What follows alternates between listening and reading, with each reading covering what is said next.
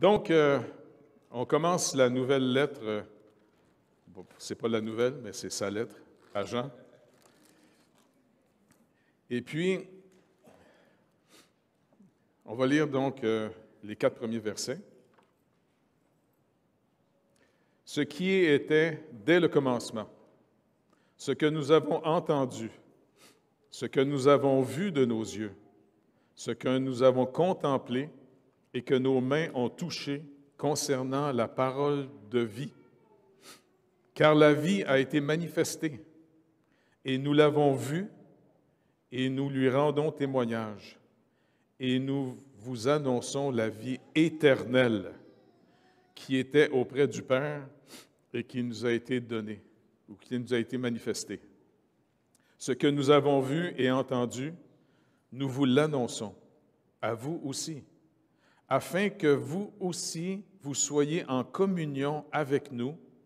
Et notre communion est avec le Père et avec son Fils Jésus-Christ.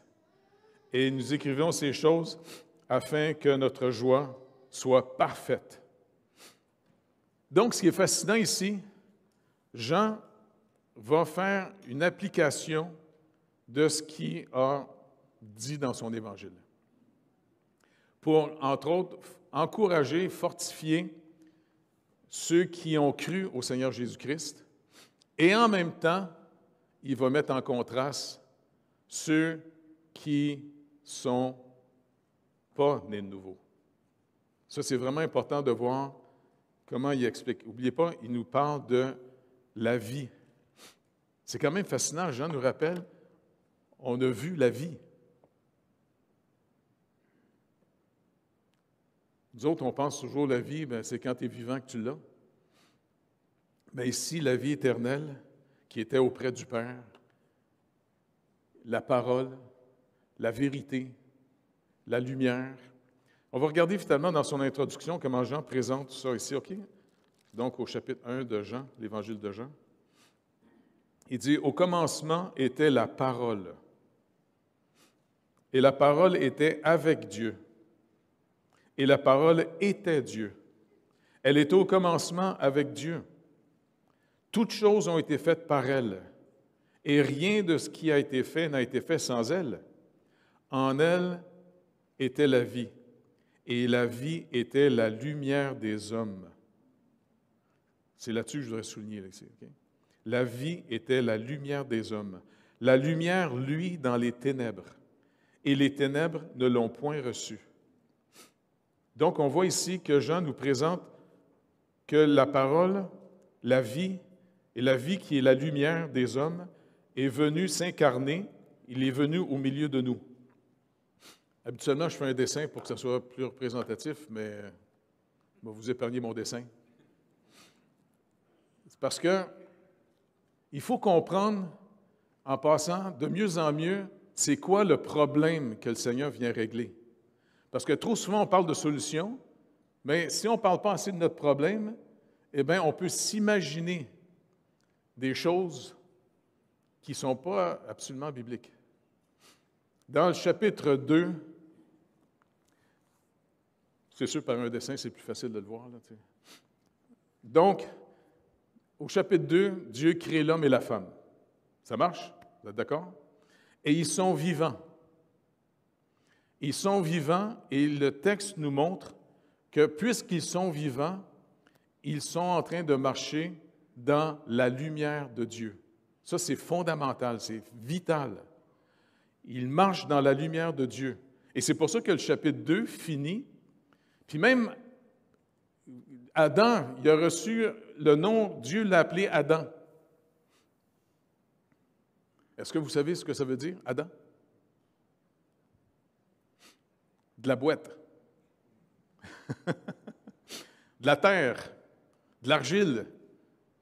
Adam, au féminin, c'est Adama, la terre. Et c'est intéressant quand Dieu a dit à l'homme, « Il n'est pas bon que tu sois seul. » Parce qu'on est créé à l'image de Dieu. Et ça, c'est une autre chose qui est fascinante. Dieu est amour. Et Dieu est déjà une communauté à lui tout seul. C'est un mystère pour nous autres. Comment trois personnes, un seul Dieu? Pas trois dieux, puis pas un Dieu qui a trois chapeaux différents. Un Dieu qui a trois subsistances en lui, le Père, le Fils et le Saint-Esprit. Et puis, surtout dans le Nouveau Testament, c'est encore mieux défini.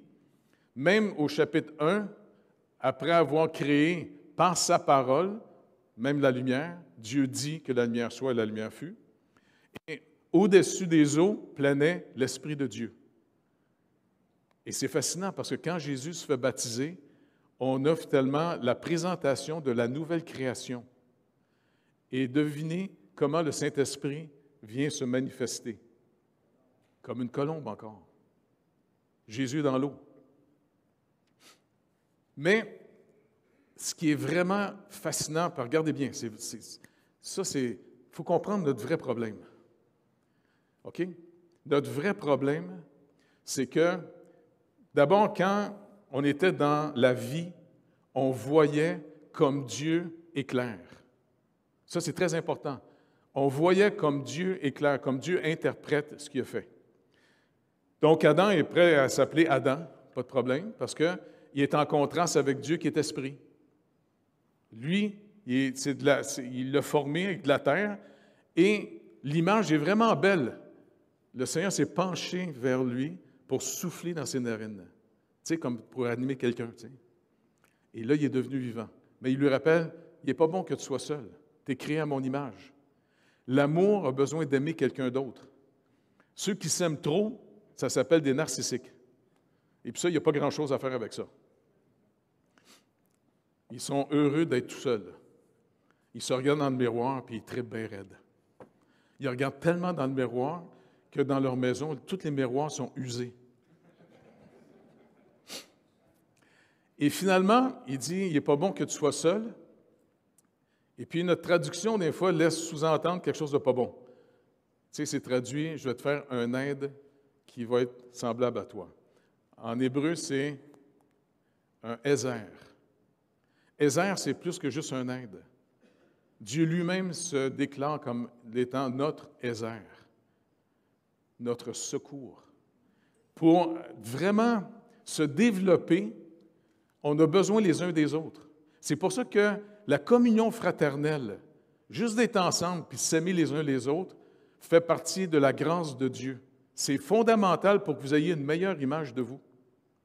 Parce que quand Dieu a fait la femme de la côte de l'homme, vous vous rappelez, il va dire, « Ah, voici cette fois », parce que d'abord, il avait présenté les animaux pour qu'il les nomme. Moi, je suis sûr qu'il a dû voir, finalement, la femelle du gorille. Oui, on se ressemble un peu, mais tu as bien du poil d'en face. Et quand Dieu fait la femme, là, il va dire, « Oh, voici cette fois, os de mes os, chair de ma chair. » Et il ne l'a pas appelé Adama. En d'autres mots, il ne l'a pas appelé Guy, tu te rappelles? C'est lui qui a sorti la joke il y a bien des années. Il ne l'a pas appelé comment? Voilà. Il ne l'a pas appelé son anglaise. Il l'a appelée Isha, car elle est sortie de Ish.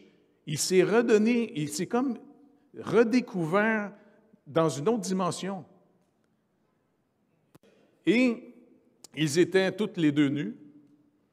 Et le texte finit au chapitre 2, ils n'en avaient point honte. Tu sais, ils sont créés nus. Ils n'ont pas vu un ange passer dans le jardin habillé en disant « Hey, ciel, nous sommes nus. »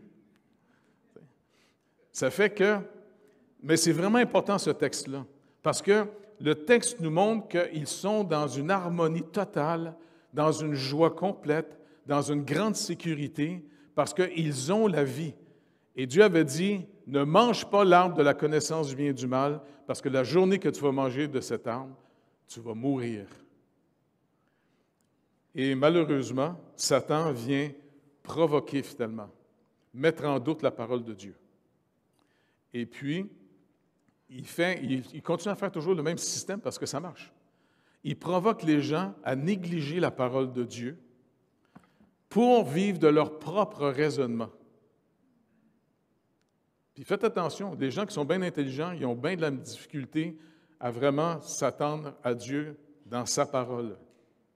Et c'est pour ça que des sociétés qui sont prospères, bien instruites, sont des gens qui méprisent facilement l'Évangile de Christ.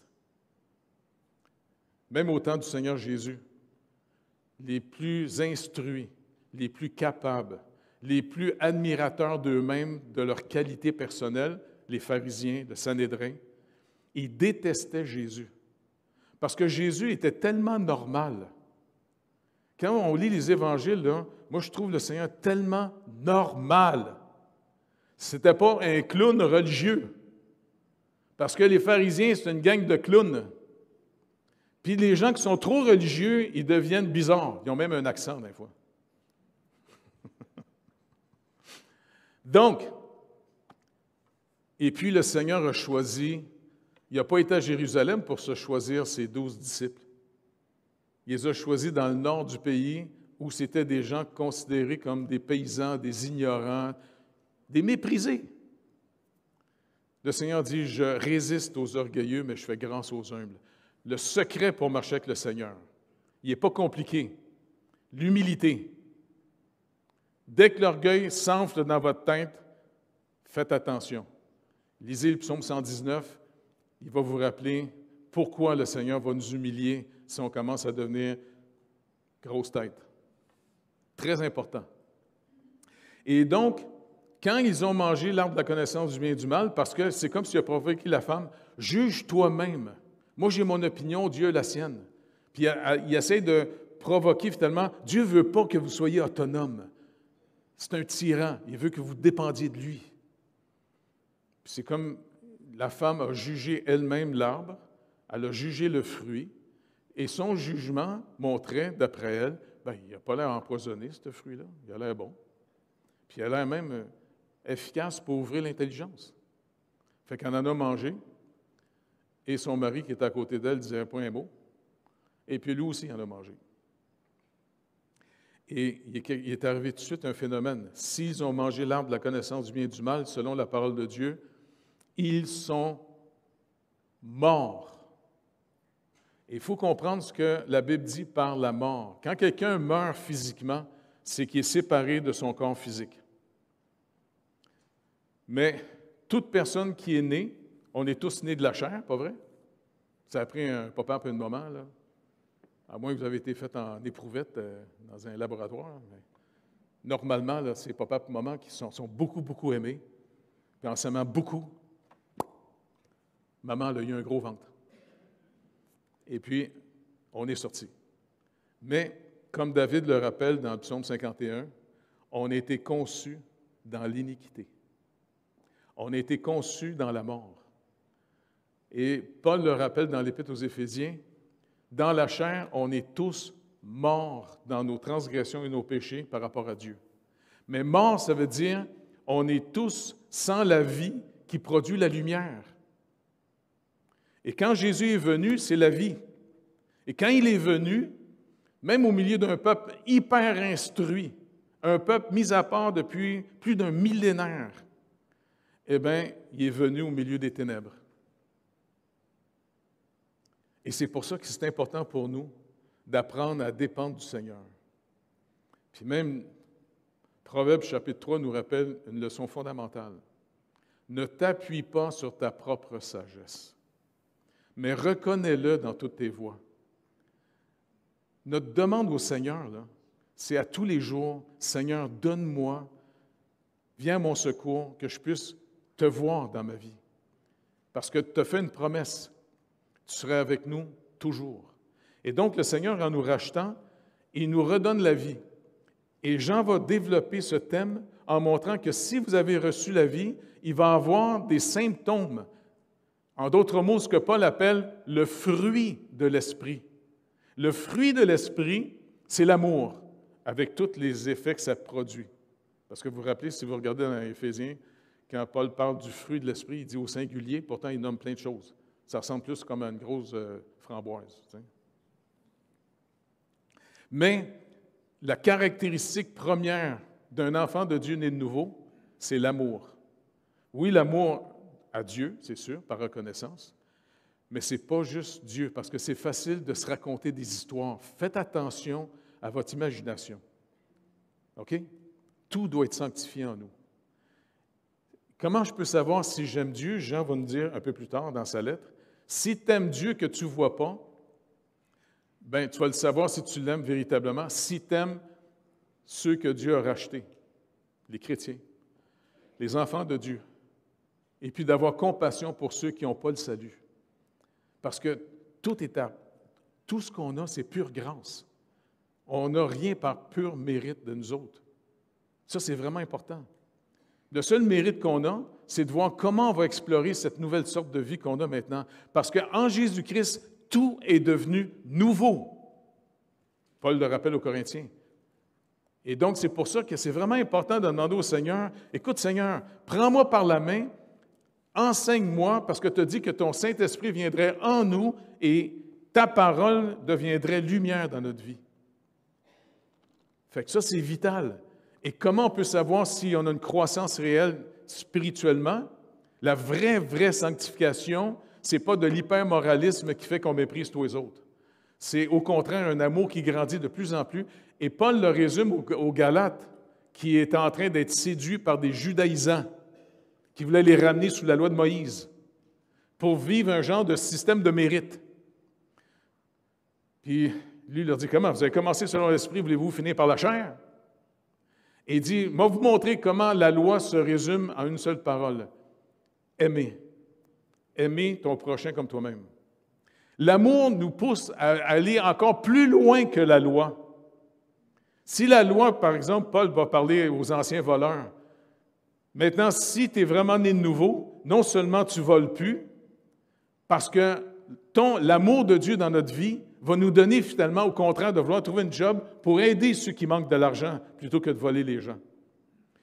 Et puis ainsi de suite. Donc la loi, oui, elle définit de manière externe ce que normalement on devrait faire, mais l'amour nous amène encore plus loin que la loi. Parce que l'amour de Dieu, Jean va même pousser plus loin en disant, si vous avez été sauvés parce que le Seigneur a donné sa vie pour nous, et le commandement du Seigneur Jésus dans Jean 15, vous vous rappelez c'est quoi? Il leur a donné juste un commandement qui va tout régler l'histoire du royaume de Dieu, au complet. Il dit, je vous donne un commandement. Aimez-vous les uns les autres comme moi je vous ai aimé. Il n'y a pas plus grand amour que de donner sa vie pour ceux qu'on aime. Et vous êtes maintenant, je ne vous appelle plus serviteurs, mais amis. Est-ce que vous réalisez qu'on est devenu finalement dans une relation avec Dieu par Jésus-Christ pour développer, c'est quand même fascinant, là. D'abord, oui, entre nous, une amitié véritable, tu sais. Puis l'amour véritable produit de la vraie confiance. Et c'est pour ça que le Seigneur déteste au plus haut point les adultères. Le Seigneur, ça le met en colère terriblement parce qu'on trompe la personne que supposément on est supposé d'aimer et qui, normalement, l'amour pur et véritable produit de la sécurité, de la confiance. Ça, c'est vraiment important. Et là, il va finalement nous inviter à dire, ce n'est pas des ordres que je vais vous donner, je vais vous partager mes projets. Et Jean vient de le dire ici, on vous dit ces choses, nous, on l'a connu, on l'a touché. Tu sais, ils ont été témoins.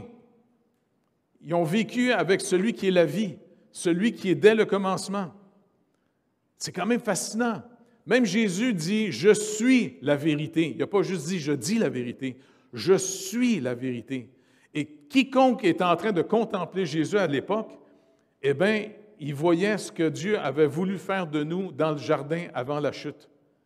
L'image de Dieu. C'est pour ça qu'il dit à ses disciples un jour, « Non, si vous m'avez vu, vous avez vu le Père. » Et c'est pour ça que notre vraie sanctification, c'est de demander au Seigneur de plus en plus, « Seigneur, amène-moi de plus en plus, Saint-Esprit de Dieu, à l'image du Fils. » C'est ça la vraie sanctification. Et c'est l'amour de Dieu qu'on reçoit d'abord pour nous, qui après, puisqu'on l'a reçu, on peut le donner. Donc, c'est vraiment, moi je trouve ça vraiment important parce que après la chute, tout ce qui est né de la chair, toutes nous autres, eh bien, on est tous devenus aveugles, séparés de la lumière de Dieu. Mais le danger, c'est que la parole nous donne une petite expression. Quand ils ont mangé l'arbre de la connaissance du bien et du mal, il dit « leurs yeux s'ouvrirent ». C'est une expression, ça, pour imager, j'ai une nouvelle compréhension maintenant. L'être humain, Jean va le dire un peu plus tard, le monde entier gît sous la puissance du malin. Vous vous rappelez même, la plus grande leçon que Jésus enseignait à ses 12 disciples, c'était de lui faire confiance, de le suivre lui, et d'arrêter d'avoir confiance en eux-mêmes, et de s'apercevoir que tant que le Saint-Esprit ne viendra pas en eux, Jésus leur dit, « Je suis en dehors de vous, là. Mais il vous est avantageux que je m'en aille, parce que quand il va mourir, il va payer la dette, il va ressusciter, il commence la nouvelle création. » Et il dit là maintenant l'Esprit, l'autre consolateur, pour distinguer la troisième personne de la Trinité, va venir en vous. Et comme l'auteur de l'Épître aux Hébreux, comme on a vu, le Saint-Esprit en nous va venir écrire dans nos cœurs la loi de Dieu. Mais pas juste les commandements. Il va nous écrire finalement, par amour, qu'est-ce qu'on doit faire? Comment on va organiser nos vies par amour pour notre prochain? Puis même en tant qu'Église, est-ce que vous vous rappelez qu'une Église était devenue très forte théologiquement dans l'Apocalypse? Tu sais, quand le Seigneur envoie un petit bilan à tout le monde? Vous savez, la première, laquelle qui reçoit son petit bilan, qu'elle est très forte théologiquement, elle est capable de spotter les faux apôtres rapidement. Très bon, ça. C'est le fun. Puis sacré droit, bing! Mais il y a un petit problème dans cette Église-là. C'était quoi? Tu as perdu ton premier amour. Il y a un danger de devenir trop négatif au nom de la vérité. Parce qu'il y a des gens qui pensent que pour eux autres, voir clair, c'est de voir les défauts à tout le monde. Regarde-toi juste le matin, tu vas en avoir assez avec ça. Et donc, finalement, ils ont perdu, finalement, le premier amour qui est, moi, je pense, découle de est-ce que tu réalises à quel point tu es l'objet de la grâce de Dieu, d'un amour? Il t'aime. Oui, dans le sens que le Seigneur veut développer une relation avec nous pour pas nous aimer plus. Il nous aime parfaitement. Il nous aime totalement, parfaitement, comme c'est inimaginable pour nous. Mais dans cet amour parfait, il veut développer autre chose que juste nous aimer plus. D'après vous, qu'est-ce qu'il veut développer avec nous, ce que Jean nous dit? Comment? OK, il y a de l'intimité, mais à part ça, comment on pourrait dire ça différemment un peu? OK, de la confiance, mais d'autres choses. Comment? Hein? Oui, c'est ça, l'assurance, c'est des qualités que vous donnez, mais... Oui, d'accord, mais c'est plus que ça. Savez-vous quoi? Dieu nous invite dans une relation avec lui pour développer, non seulement qu'on découvre comment il nous aime, puis il ne nous aime pas parce qu'on le mérite, parce qu'il est venu nous sauver, il veut développer avec nous une relation qui va produire une amitié. Est-ce que vous réalisez que certains humains, Dieu les a appelés, lui, c'est mon ami. Hey, Abraham, là, il a été appelé, Dieu dit, c'est mon ami. Ça ne vous tente pas un jour, quand ça va être temps d'aller souper au ciel? Moi, j'ai hâte. J'espère une chose, je demande toujours au Seigneur Jésus, Seigneur, apprends-moi à développer une relation avec toi. Oui, je vais étudier ta parole, c'est sûr, parce que tu ne veux pas qu'on se fie aux perceptions naturelles qu'on a, parce que les perceptions naturelles qu'on peut avoir viennent du prince des ténèbres, puis essaie d'obscurcir notre intelligence contre toi. Mais ta parole va nous rappeler sans arrêt comment ça fonctionne. C'est ton interprétation. OK, on me fie à ça. Mais je te demande une chose, Seigneur Jésus. Tu as tellement été super bon avec moi jusqu'à aujourd'hui. J'en reviens pas. Tu sais? Et puis, j'aimerais ça être ton ami. Tu sais? Parce que quand tu vas venir me chercher, là, ça va être trippant, ça, cette journée-là. Je sais que si on n'est pas sauvé, la mort, c'est pas même le fun pour le grand monde, pas vrai? Mais pour nous autres, là, la journée qui va venir nous chercher, si on a appris à marcher avec lui, puis c'est en marchant avec lui, Jean va parler beaucoup de marcher dans la lumière, marcher dans l'amour. Marcher avec le Seigneur. On ne reste pas juste assis, passif. Ça se développe une amitié. Tu sais, comme aux retraités, en passant, je vais vous dire une chose. Moi, là, en ce moment, ce qui m'édifie le plus dans l'Église en ce moment, là, c'est nos rencontres informelles. La rencontre des réformés, pas des réformés, excusez, des retraités.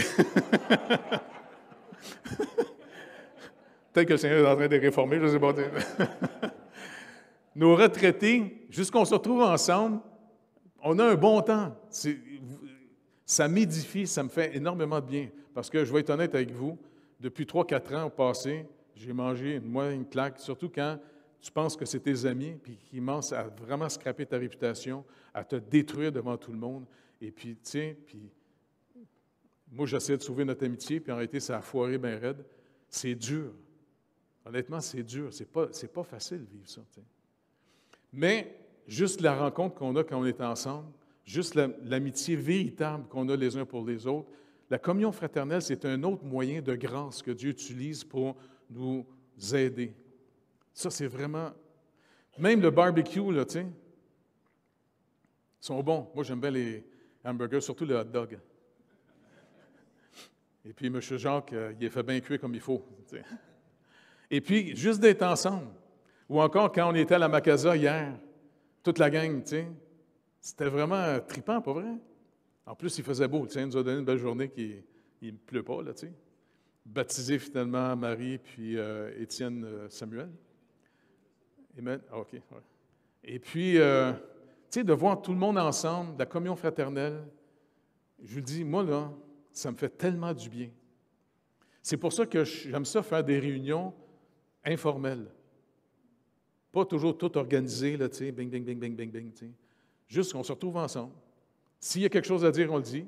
S'il n'y a rien à dire, on ne dit rien. Pourquoi pas? Une vraie amitié, là, tu sais, un vrai ami, là, moi, je le définis comme ça. Un vrai ami, c'est quelqu'un que tu peux aller le rencontrer sans être obligé de parler. Pas le fun, ça? La vraie amitié, c'est de se savoir reçu. Et Dieu nous aime et il développe avec nous une relation en marchant avec lui. Je ne sais pas, moi, tous les projets qu'on a faits depuis le début, ça a commencé dans l'appartement de ma femme. Hein? Tu te rappelles, tes propriétaires en bas pensaient que vous étiez 2 prostituées. Te rappelles-tu? On a commencé l'œuvre d'une manière complètement bizarre, nous autres. Hein? Bon. Mais c'est le fun de voir qu'on est 2 fêlés, puis que le Seigneur s'occupe des petits pauvres. Hein? Écoute, il y a plein de gens de Quartier-Ville qui montaient dans votre appartement. Des fois, j'étais obligé de rester là, couché dans le salon pour vous protéger. Te rappelles-tu? On avait aidé un gars du centre-ville, il ne voulait plus s'en aller de la maison. Puis je dis, non, il faut que tu t'en ailles. Non, tu sais. Puis il voulait rester là, puis il voulait profiter de tout. Et ça a manqué de finir. Ouais, la parole dit, impose les mains aux malades.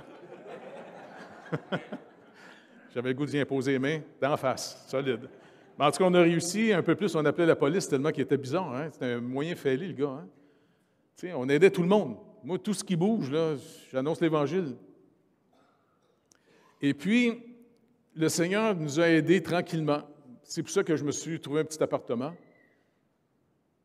Mais les murs, c'est, tu sais, je sais pas, des murs, je ne sais pas comment ça s'appelle, ce genre. C'est pas du... c'est du, tu sais, c'est comme, on dirait, du stock collé ensemble. Là.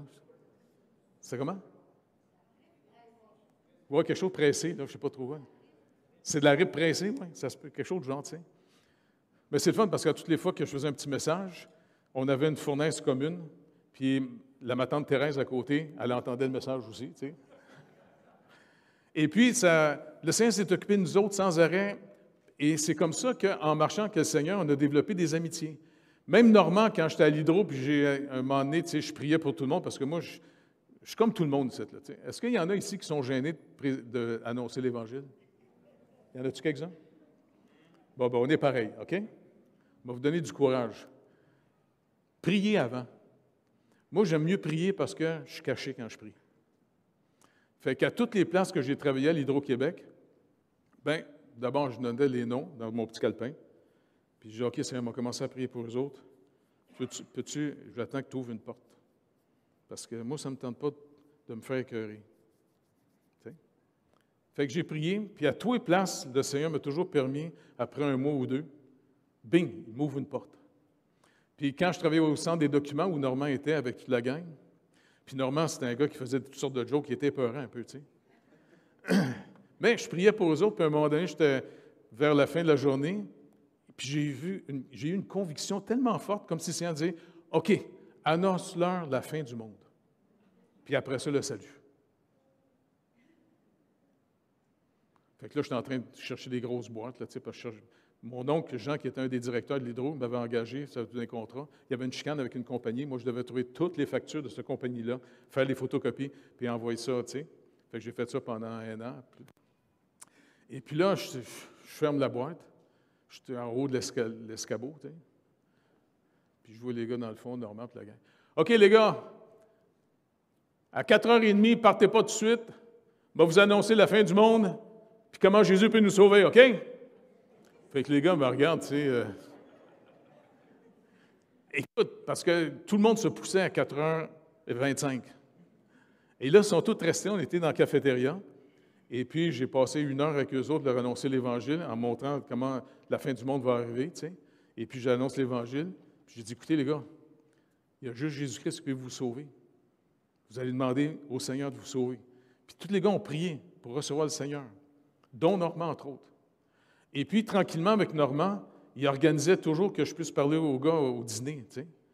Et puis, même une fois, si je finissais mon contrat, et puis, il m'avait amené au restaurant, les gars, tu sais.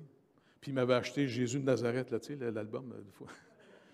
J'aime mieux ma Bible, les gars, c'est pas grave, tu sais. Et puis, finalement, on rentre, et puis, je suis en train de leur parler, et puis, on dirait que j'étais tellement excité, j'étais rendu debout sur mon bureau, en train de leur parler, tu sais. Puis, mon boss rentre. Oh, il n'était pas content de me voir debout sur le bureau en train de parler à tout le monde, tu sais. Mais, Normand, après ça, je l'ai connu lorsqu'on est parti en Haïti. Tu sais, il venait d'arriver parce que je l'avais encouragé d'aller chez Pasteur Sam, il restait à Saint-Eustache. Et puis, quelques années plus tard, Pasteur Sam, il a dit « Hey, va donc chez ton ami Jeff, parce que tu sais, tu ne seras jamais un pasteur. » Puis Normand, il dit « Je ne veux pas être pasteur. » Ben, moi, il est OK. Fait qu'il est venu à Cartierville. Puis le pauvre Normand, quand il est arrivé, c'est la première fois que je le voyais, il était complètement brisé. Tu sais, il avait subi une dépression nerveuse, puis on devait partir en Haïti, puis j'ai été le voir, j'ai dit « Hey, pourquoi tu viens-tu avec nous autres? » Vous vous rappelez, là? Puis il me dit « Non, mais je ne sers à rien, gars, je suis en pleine dépression, je suis bon. Non, non, gars, moi, en mission, je n'ai pas besoin qu'on soit bon dans tout. On va juste être ensemble, c'est tout, tu sais. On va voir ce que Dieu va nous montrer. Tu sais, je ne cherche pas les meilleurs. Moi-même, il faut que j'y aille. Viens. Ben, il dit, mais qu'est-ce que je vais faire? Bien, il m'a donné une tâche. Quand on va arriver là-bas, là, il y a un gros rocher. Oui. Je vais te demander de le protéger pour que personne ne le vole, là. Il me regarde et dit, tu me niaises-tu? Ben oui. Mais quand il est venu, on a eu vraiment un bon temps ensemble. Vraiment, ça a été fascinant. Puis un jour, vers la fin de notre petit voyage ensemble, on a prié ensemble pour demander au Seigneur, écoute Seigneur, amène-nous à quelque part où on peut aider une dénomination locale. Comment on peut aider les gens? Plutôt que de toujours arriver à vouloir planter notre drapeau comme si on met une succursale, la Bible parle à quelque part, tu sais. Et puis, aide-nous, tu sais, qu'on puisse servir. Et puis, écoute, quand on a fini de prier, là, Normand, là, on dirait que sa face a changé. Il était tout enthousiasme. Tu sais, j'ai l'impression, je dis, OK, peut-être que le Seigneur il a envoyé le ballon, tu sais. On va voir qu'est-ce qui va arriver. Puis quand on est reparti un peu en catastrophe, tu te rappelles, Yves? Guy? On avait pété la vitre du frigidaire, puis on avait lâché le chien lousse parce qu'il jappait toute la nuit, puis il était mangé des poulets. En tout cas, l'équipe américaine nous a sacré de wow. On est parti. Mais, quand on est revenu, le Seigneur a dirigé Normand, il a rencontré finalement des gens de la MEBSH, et puis il dit, écoute, il aimerait ça faire une conférence de Haïti. Il paraît que vous avez finalement, c'était comme quelque chose qui connectait un téléphone, tu sais, pour faire la radio à l'époque. Fait qu'on leur a prêté ça. Et puis c'est comme ça finalement qu'on les a connus, qu'ils nous ont invités. Puis quand on était là ensemble, eh bien, ils nous ont emmenés, on dit, on peut-tu vous aider? Et c'est là qu'il nous a emmenés à Tiverny. Et puis, on a appris à suivre le Seigneur, comment le Seigneur va manifester sa bonté, son amour pour ce village-là, en nous utilisant, pas qu'on est capable de faire, comment il va nous utiliser pour manifester son amour aux pauvres, à ceux qui sont brisés. Et puis, on a vécu des choses incroyables. Puis Normand, puis plein de gens, Rosaire, toute la gang. Bon, on est tous devenus des amis. Même de l'autre côté, tu te rappelles, tu es venu parce que ta fille voulait venir. Hein? Je t'avais rencontré à l'aéroport. Et puis, c'est comme ça qu'on a développé nos amitiés en marchant avec le Seigneur dans ses œuvres à lui. C'est pour ça que c'est important de se retrouver ensemble. Et ceux qui nous écoutent par Internet, là, déconnectez un moment donné. Venez-vous-en. Lâchez le monde virtuel, venez-vous-en dans le vrai monde. Et c'est comme ça qu'on développe des amitiés authentiques et véritables, en marchant dans les œuvres que le Seigneur prépare pour nous autres. Et c'est comme ça qu'on va le connaître. Pas juste en entendre parler, puis en entendre parler, puis en entendre parler, puis en entendre parler, là, tu sais. On veut, oui, on va en entendre parler, mais pour apprendre à marcher avec lui. Le Seigneur veut développer une relation, la communion, là, c'est pas n'importe quoi, ça. Il nous a donné l'esprit de koinonia, de la communion. La communion, ça veut dire qu'il met en commun avec nous. D'abord, comme on l'a chanté, il a pris, d'abord, tu sais, c'est comme un mariage. À toi, mariage, je me sers toujours de l'illustration, est toujours bonne et facile, tu sais. La madame, le monsieur. Puis, tu vois, vous allez vous marier, c'est super. Toutes tes dettes, ça va appartenir à l'autre ou à sa sœur. Et tout ton argent, ça va partir aussi à l'autre. C'est comme ça que Jésus nous sauve. En nous mariant, eh bien, il a pogné nos dettes, puis il est mort de nos péchés. Et puis c'est comme ça qu'il paye notre dette. Et deuxièmement, il met toute sa richesse à notre compte. Et c'est pour ça maintenant qu'il dit maintenant, quand vous priez, dites « Notre Père ». Lui, il est comme étant fils de Dieu. Mais maintenant, adopté par Jésus-Christ, on prie « Notre Père ». Et Jésus-Christ, c'est notre grand frère. Il nous aime. Il est avec nous autres ici, dans chacun de nous. Et c'est pour ça que la communion fraternelle d'être ensemble, là, dans toutes sortes de projets, je vous le dis, le Seigneur nous touche plus que vous pensez. En tout cas, pour moi, là, vous avez vraiment servi à guérir mes blessures de cœur que j'ai eues, même si j'ai l'air d'un gars insensible puis méchant, là. C'est comme ça qu'il me qualifie, tout le monde, là, tu sais. Bien, c'est pas grave. Votre communion fraternelle, votre amitié a été pour moi, là, au nom du Seigneur Jésus-Christ, je vous dis, ça l'a restauré finalement. OK, on continue. Parce que des fois, ça te tente de tout lâcher en disant, tu sais, moi, toi, fois, je prépare un message, puis je dis, hey Seigneur, moi, je risque ma paye, là, en tous les messages que je vais faire, là, tu sais. Parce que moi, il y en a bien à Cartierville, puis à d'autres épreuves, quand ils maïssaient, les gars, ils disaient à tout le monde, hey, on ne donne plus nos dîmes, on le fait crever. Bon, tu sais, c'est. Bien, le Seigneur m'a appris de même, compte pas sur personne. OK, d'accord, ça va être facile. Je vais compter sur toi. Mais ça arrive régulièrement des choses de même. Et c'est pour ça que je ne suis pas surpris de voir que souvent des pasteurs tombent dans des dépressions profondes, brûlés bien raides, et puis il y en a qui n'osent même plus retourner dans les églises après. Écoute, il faut être sûr que le Seigneur nous ait appelés. Il ne faut pas s'auto-proclamer. Ce n'est pas nous autres qui décident de faire application à un job de pasteur. Il faut que vraiment demander au Seigneur, si tu m'appelles, bien, tu dis dans ta parole, quand tu appelles quelqu'un, tu le justifies. Ce n'est pas qu'il est meilleur que les autres. Et si tu le justifies, tu vas servir pour faire ta gloire au travers de lui. Tu vas nous rendre capables. Et ça, c'est quelque chose de subjectivement vraiment tripant. Et c'est pour ça que demandons au Seigneur, tout le monde ici, si vous êtes des fois un petit peu blasé, là, demandez au Seigneur qu'il vous réveille. Et Seigneur, rappelle-moi que c'est plus que ma petite vie niaiseuse, là. Puis il y a des gens, des fois, qui se stimulent d'aller travailler pour avoir une paye, puis ils sont « Ah, ben je vais aller m'acheter des bebelles.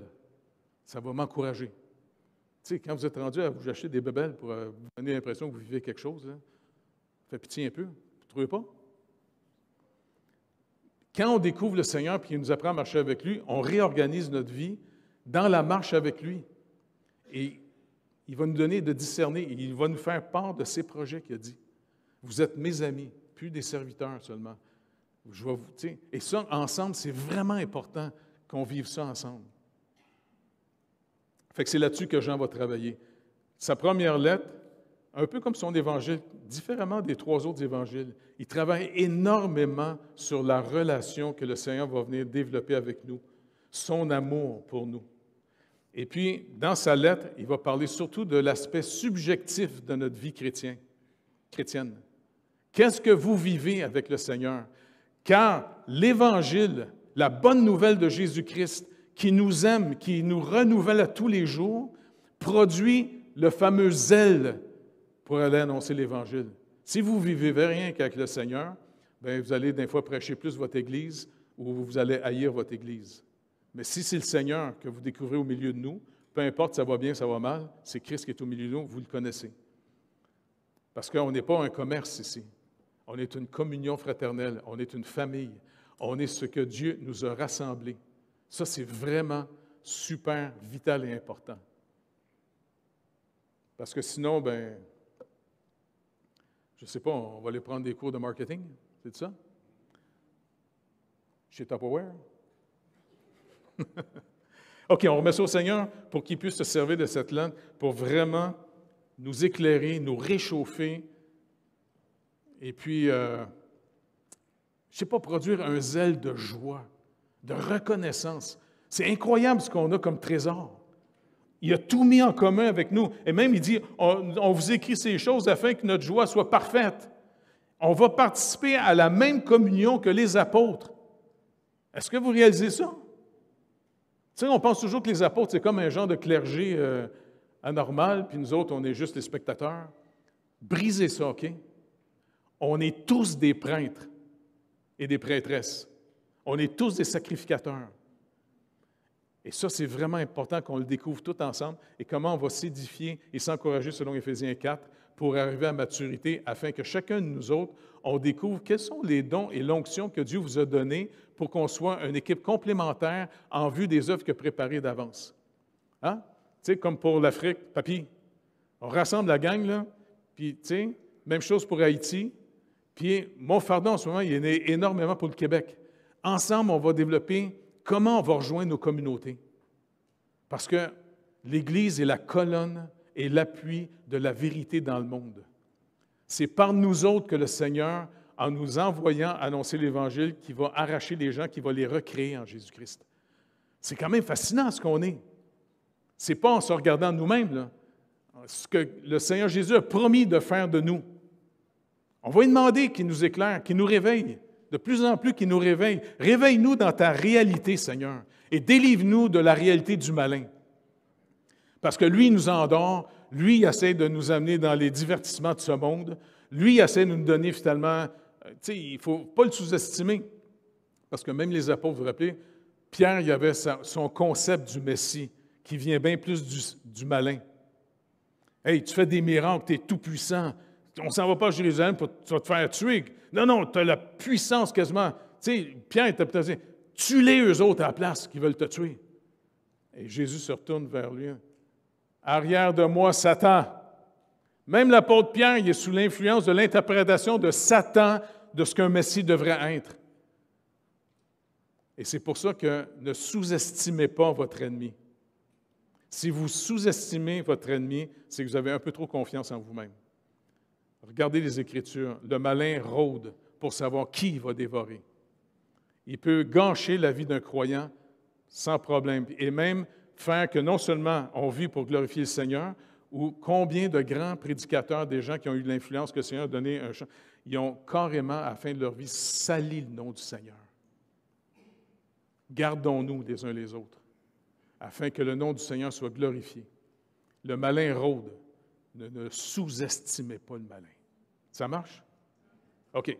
Fait que Seigneur, pour être capable de triompher du prince de ce monde, c'est toi qui es venu le lier. Et tu l'as appelé l'homme fort de la maison. Tu es venu le lier pour venir piller sa maison, piller le monde. C'est toi qui l'as créé. Et Seigneur, tu nous rappelles que quand tu es venu, tu étais la lumière du monde. Toi, la vie dans le jardin, bien, Seigneur Dieu, Adam et Ève, avant de manger l'arbre de la connaissance du bien et du mal, marchaient dans ta lumière et ils n'avaient pas honte de ce qu'ils étaient. Mais après avoir mangé, ils sont devenus spirituellement morts. même s'ils bougeaient encore. Et ils ont été après ça sous l'influence du malin et ils ont eu une nouvelle interprétation d'eux-mêmes. Et là, ils ont eu honte d'eux-mêmes. Et c'est comme ça que le monde vit en ce moment. Tout le monde veut devenir des grands personnages, des héros, pour être admirés. Mais ce n'est pas comme ça, Jésus. Tu dis que tu vas nous éclairer. Au contraire, tu vas nous affranchir de ce narcissique pervers dans les lieux célestes pour, au contraire, nous donner la liberté de pouvoir aimer, servir plutôt que de dominer. Fait que s'il vous plaît, Seigneur Dieu, ouvre nos yeux, Saint-Esprit de Dieu. Illumine notre intelligence de ta parole.